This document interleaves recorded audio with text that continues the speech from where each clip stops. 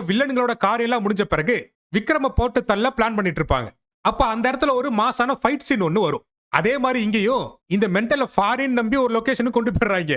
அந்த foreign location சொல்லக்கூடிய இடத்துல ஒரு ஃபைட் சீன் வச்சிருக்காங்க பாருங்க.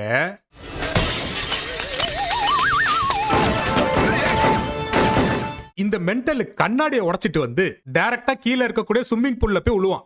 அப்ப சுத்தி இருக்கிற பாடி கார்ட்லாம் தண்ணிக்குள்ள சரமாரியா சுடுவாடுங்க. இவனை பாருங்களே, இவன் தண்ணிக்குள்ள இருந்து குறிப்பாத்து எல்லாத்தையும் சுட்டுட்டு இருப்பா.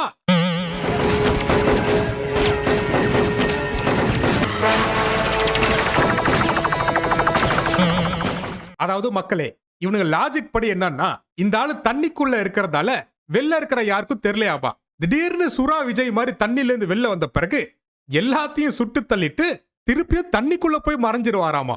அப்புறம் திடீர்னு பொட்டிக்குள்ள போனாபா இங்க வந்துட்டேன் அப்படிங்கிற மாதிரி கொல்ல பக்கமா வந்து எல்லாத்தையும் அடிச்சு துவம்சம் பண்ணிட்டு இருப்பாரு.